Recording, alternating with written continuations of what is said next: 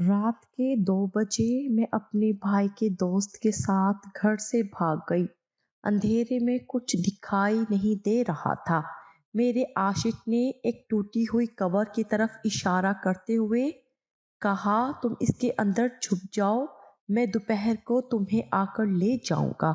میں نے ٹوٹی ہوئی قبر کے اندر 15 دن اپنے عاشق کا انتظار کیا، لیکن وہ نہ آیا۔ پھر ایک دن ایک پولیس والے نے مجھے بہت بری حالت میں قبر سے نکلتے ہوئے دیکھ لیا، اور پھر میں نے اس پولیس والے کے ساتھ۔ ان دنوں دیہات میں تعلیم عام نہ تھی۔ فیروز بھائی نے اسی سبب راجن پور بوائز اسکول سے میٹرک کیا تھا۔ اس وجہ سے میرے بھائی کی ہمارے گاؤں میں بہت عزت تھی۔ قریبی بستیوں سے بھی ہر کوئی فیروز بھائی سے چٹھی لکھوانے اور پڑھوانے آتا تھا۔ یہ ہلکی سردیوں کے دن تھے۔ میں دھوپ میں بیٹھی سبق یاد کر رہی تھی کہ بھائی کے ساتھ ایک مہمان آ گیا۔ فیروز نے بتایا کہ یہ ہمارے چک کا نیا اسکول ماسٹر ہے۔ جب تک اس کی رہائش کا بندوبست نہیں ہو جاتا، یہ ہمارے ساتھ رہے گا۔ مطلب یہ تھا کہ ہماری بیٹھک میں قیام کرے گا اور کھانا بھی ہمارے گھر سے کھائے گا۔ چک والوں کے دلوں میں ایسے تعلیم یافتہ لوگوں کے لیے بہت عزت اور احترام ہوتا تھا، اور وہ ان کی مہمانداری کو اپنے لیے اعزاز اور فخر کی بات سمجھتے تھے۔ اس ماسٹر کا نام عبد المجید تھا۔ مجید صاحب کی دوستی بھائی فیروز سے ہو گئی۔ ہماری بیٹھک خالی پڑی رہتی تھی۔ جدھر کو بیٹھک تھی ادھر صحن اور غسل خانہ بھی الگ تھلگ بنا ہوا تھا، لہٰذا ہم گھر والوں کو ماسٹر کے ادھر قیام پذیر ہونے سے کوئی مسئلہ نہ تھا۔ یوں یہ ویران بیٹھک سال بھر تک ماسٹر مجید کی قیام گاہ بنی رہی۔ وہ اب ہمارے گھر کا ایک فرد بن چکا تھا۔ بھائی کا وہ دوست مگر میرا آئیڈیل ہو گیا، کیونکہ اسکول ماسٹر کو میں ایک بے حد اہم اور معزز ہستی کے طور پر دیکھتی تھی۔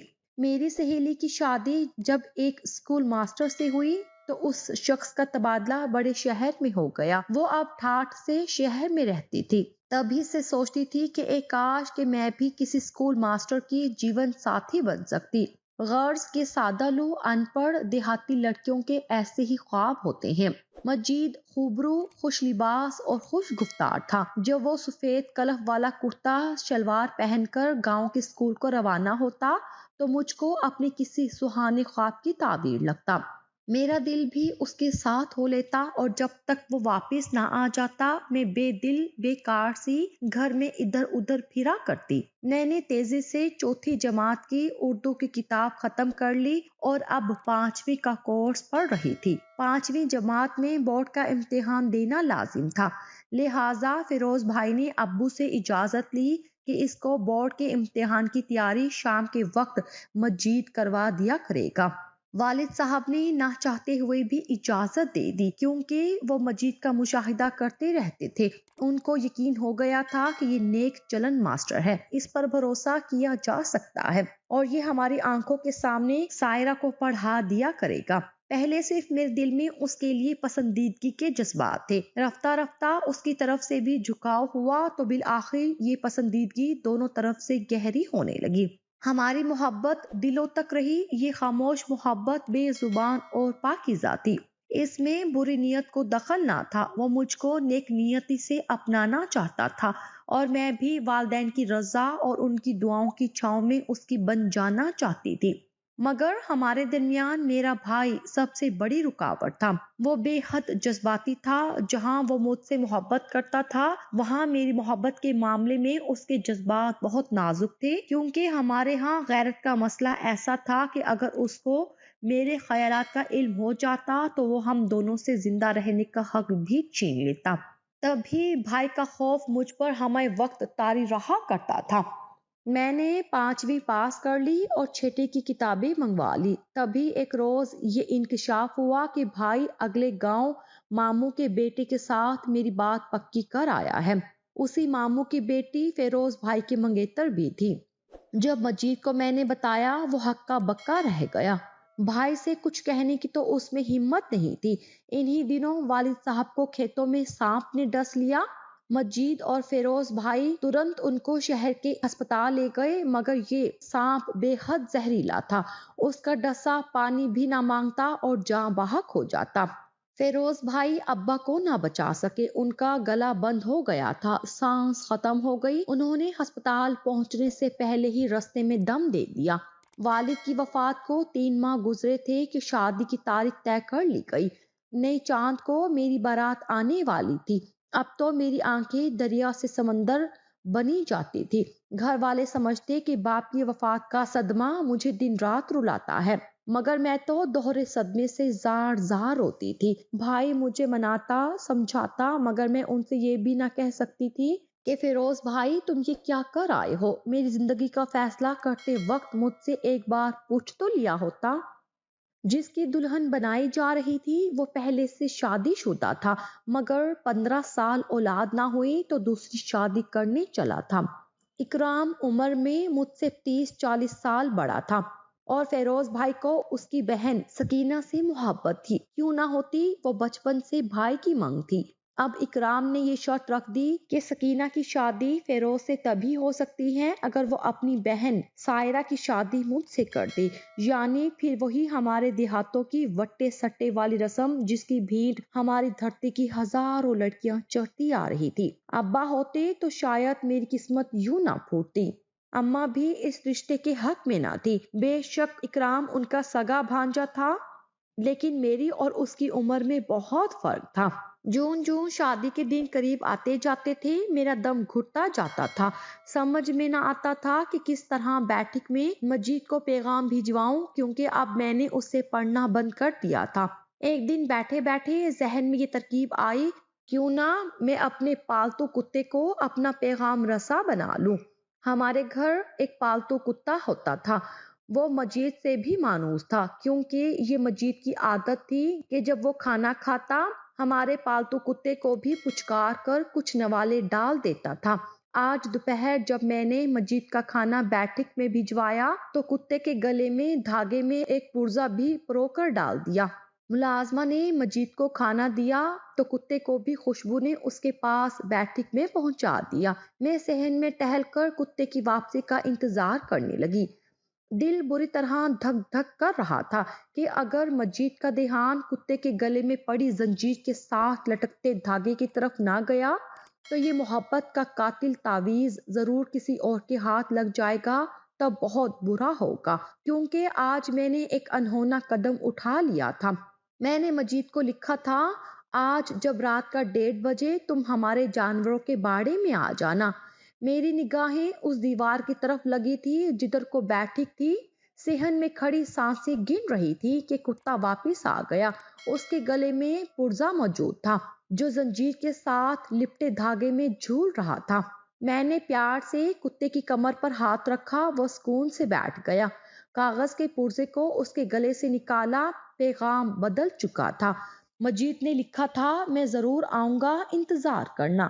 رات کا 1 بج گیا تو میں دبے قدموں صحن میں نکلی، گھڑے سے پانی نکال کر پیا۔ برابر میں وہ دروازہ تھا جدھر سے گزر کر جانوروں کے باڑے کو جاتے تھے۔ کتے نے میری بو سونگھ لی، میری جانب لپکا، میں نے اس کی کمر پر پاؤں رکھ دیا، جس کا مطلب تھا کہ میں کوئی غیر نہیں، شانت ہو جاؤ۔ وہ دبک کر بیٹھ گیا، بھونکا بھی نہیں۔ تھوڑی دیر تک میں سہمی سی باڑے میں پڑی چارپائی پر بیٹھی رہی۔ وہ کتا جو ہمارے جانوروں کا رکھوالا تھا، اس کو میرے یہاں بیٹھنے پر کوئی اعتراض نہ تھا۔ وہ پرسکون تھا۔ تبھی قدموں کی چاپ ہوئی، اس کے کان کھڑے ہو گئے۔ میں نے اس کو مزید پرسکون رہنے کا اشارہ کیا، اپنے پاؤں سے اس کی کمر کو سہلایا۔ وہ جان چکا تھا آنے والا بھی کوئی غیر نہیں ہے، اس کو روزانہ تر نوالے کھلانے والا اپنا مجید ماسٹر ہی ہے۔ اب اس کی کیا مجال کہ چوں کر جاتا۔ آتے ہی مجید نے جلدی سے مطلب کی بات کی، کہو کیا کہنا ہے۔ میں نے بھی حال کہنے کو وقت کا ضیاع جانا اور مطلب کی بات پر آ گئی۔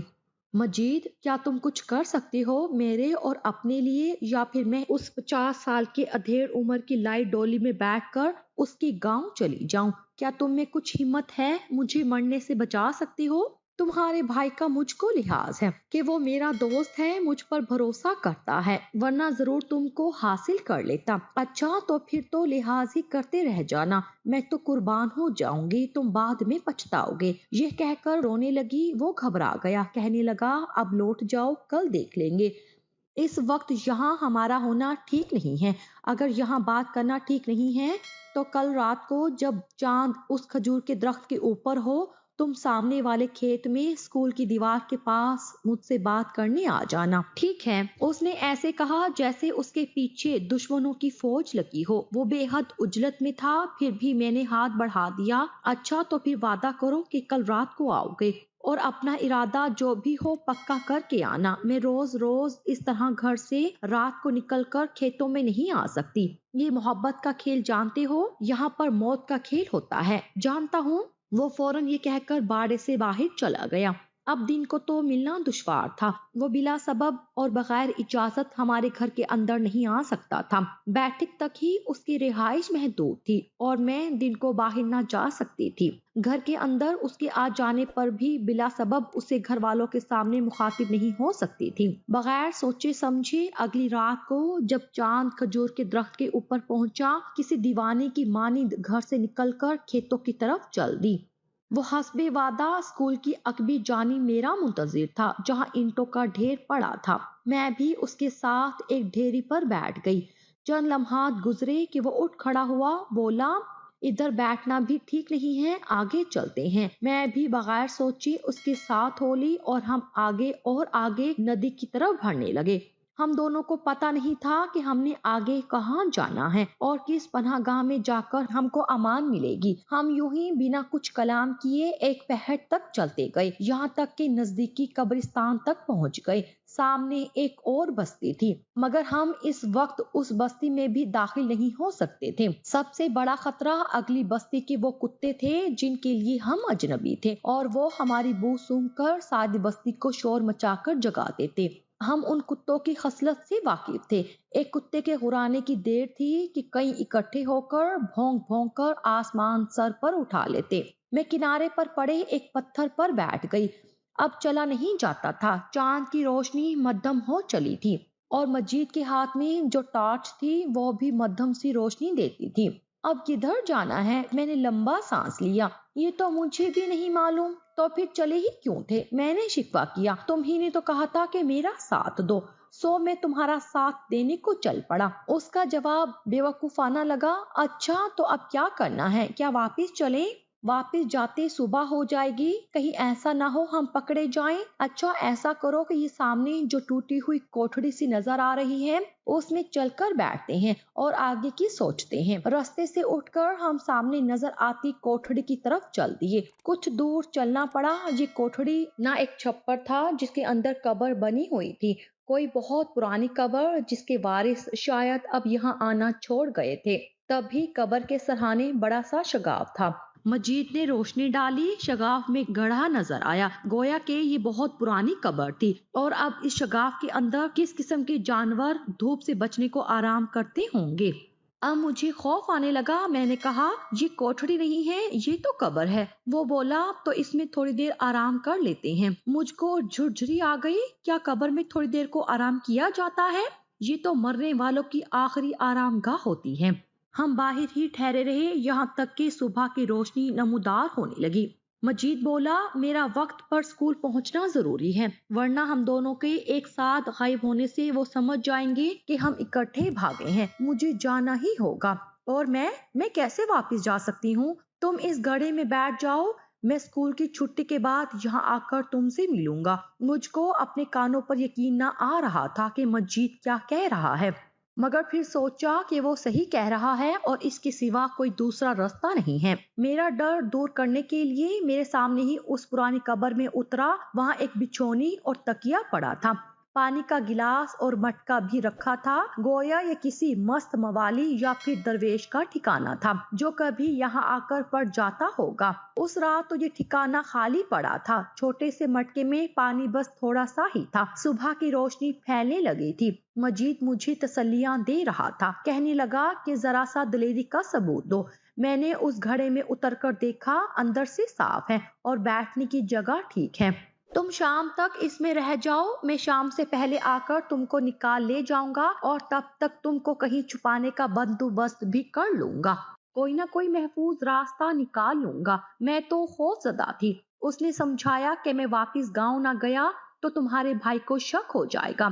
सुबह नमूदार होने में घंटा डेढ़ बाकी था। मुझको भागकर पहुंचना है, वरना पकड़े जाना मौत को आवाज देने जैसा ही है। अब मेरे लिए इसके सिवा क्या चारा था कि जिंदा कब्र में उतर जाऊं। उसने मुझे टॉर्च और माचिस दे दी और चला गया।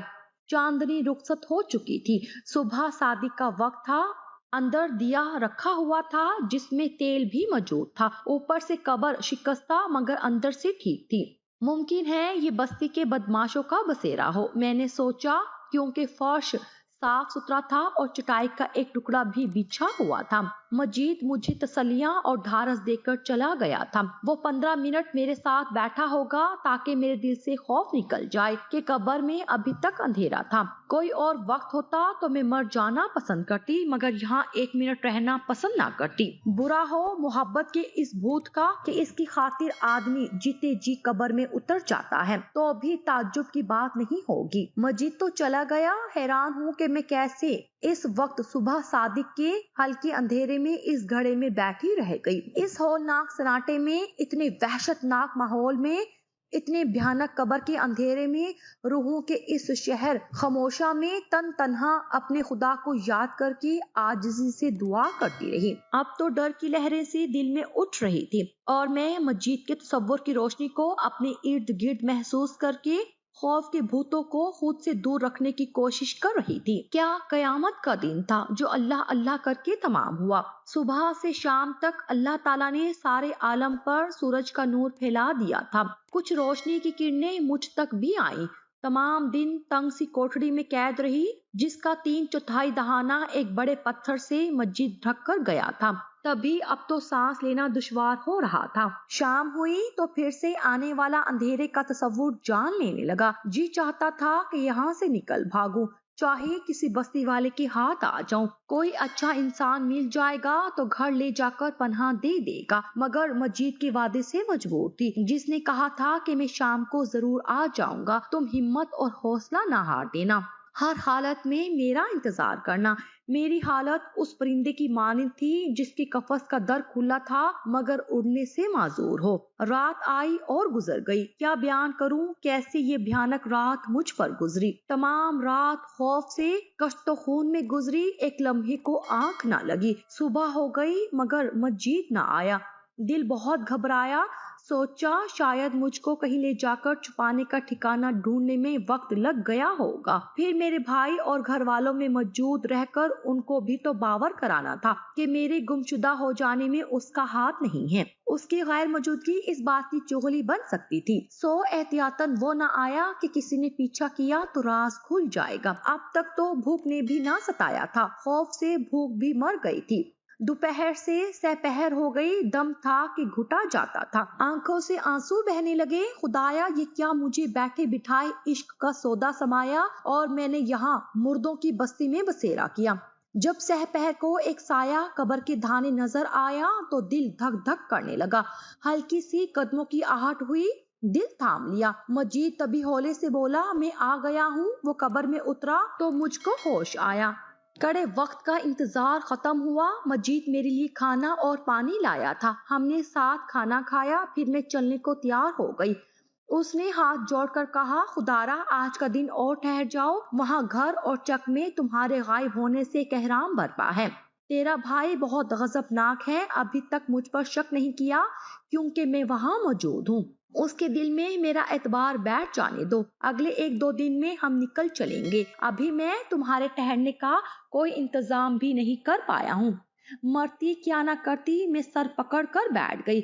सुनते थे कि कब्रों में सांप बिच्छू होते हैं, लेकिन यहाँ सांप बिच्छू नहीं थे। हाँ, मगर इस लम्हे मुझ पर सांप बिच्छू बनकर हमला कर रहे थे। अब और क्या कहूँ। किस्सा मुख्तसर इसी तरह दिलासों पर 15 दिन इस कब्र में जिंदा दफन रही। किसी रात मौका निकालकर वो मेरे पास ठहर जाता और मुझको बाहर टहलाने ले जाता। 3 वक्त का खाना एक वक्त में दे जाता और साथ तसल्लियां भी کہ بس آج کل مسئلہ حل ہو جائے گا، میں تمہاری بستی سے تبادلہ کرانے میں لگا ہوں۔ مجید روز رات کو مجھ سے ملنے آتا اور اپنا جھوٹا پیار مجھ پر نچھاور کرتا۔ یہ تو شکر ہے کہ اب تک کوئی اس ٹوٹی قبر کا وارث اور سابقہ مکین نہ آیا تھا۔ چھوٹی بستیوں میں قبرستان کے لیے زمین بھی تنگ نہیں ہوتی، لہٰذا لوگ نئی جگہ قبریں کھود لیتے ہیں اور اپنے مرنے والے پیاروں کو ٹوٹی ہوئی قبروں میں دفنانے کے بارے میں نہیں سوچتے، لہٰذا اس طرف جہاں میں تھی کسی کا دھیان نہیں گیا تھا۔ مجید بزدل تو مجھ کو اس قبر سے نہ نکال سکا، مگر ایک اور شخص وسیلہ بن گیا اس زندہ عذاب سے چھٹکارے کا۔ ایک روز صبح صادق کے وقت کسی ضرورت سے میں قبر سے نکلی تو گشت پر نکلے ایک سپاہی کی مجھ پر نظر پڑ گئی۔ وہ سرکاری کام سے جا رہا تھا، ادھر سے گزرا تو اس نے مجھ کو گھڑے سے نکلتے دیکھ لیا اور اپنی سائیکل کا رخ رستے سے میری جانب موڑ لیا اور آ گھیرا۔ میری تو حالت بری تھی، کب سے نہائی نہ تھی، ہاتھ پاؤں بھی مٹی مٹی ہو رہے تھے۔ اگرچہ مجید نے بالٹی لوٹے اور پانی کا انتظام کر دیا تھا، پھر بھی قبر تو قبر ہی ہوتی ہے۔ وہ بولا، تو عورت ہے کہ ڈائن جو قبروں میں گھستی پھرتی ہے؟ تبھی میں پھوٹ پھوٹ کر رونے لگی، سارا قصہ ہچکیوں میں کہہ سنایا۔ وہ بھلا مانس تھا، اس کو مجھ پر ترس آ گیا، بولا، لعنت بھیج اس مردود پر، وہ مرد نہیں کوئی مردہ ہے۔ عورت کے ساتھ شادی اس طرح نہیں کرتے، تو اب نکل ادھر سے اور چل میرے ساتھ۔ میں نے کہا، ہاں میں چلتی ہوں اور بھروسہ کرتی ہوں، لیکن مجھ کو تھانے مت لے جانا، بے شک یہاں ہی گولی مار کر اسی گڑھے میں پھینک دو، رسوائی کے ساتھ اپنوں کا سامنا کرنے کا حوصلہ نہیں ہے مجھ میں۔ میں نے کچھ ایسی بے بسی سے منت کی کہ اس نے مجھ پر ترس کھایا اور مجھے تھانے لے جانے کی بجائے گھر لے گیا۔ وہ اکیلا رہتا تھا، اس کی بیوی مر چکی تھی اور 2 چھوٹے بچے جن کو پالنے والا کوئی نہ تھا۔ وہ یتیم خانے جیسے ایک ادارے میں تھے۔ بچوں کا وہ ادارے والوں کو خرچہ دیتا تھا، مگر چاہتا تھا کہ ان بچوں کو کوئی ماں مل جائے جو ان کو پال لے۔ اس نے مجھ سے وعدہ لیا کہ تم میرے بچوں کو ماں کا پیار دینا، میں تم سے نکاح پر تیار ہوں۔ سو اس طرح 2 بن ماں کے بچوں کو ماں مل گئی اور مجھ کو ایک شریف انسان کا ساتھ ملا، ایک گھر کی چھت اور عزت کی زندگی مل گئی۔ اس نے مجھ کو پناہ دی، مجھ سے نکاح کیا اور میں نے اس کے بچوں کو ممتا کا پیار دیا۔ اس کے بعد میں کبھی مجید کا خیال ذہن میں نہ لائی، جس نے مجھ کو زندہ قبر میں اتار دیا تھا۔ صد شکر کہ احسان مجھ کو ملا۔ وہ ایک پولیس والا ضرور ہے، مگر برا پولیس والا ہرگز نہیں ہے۔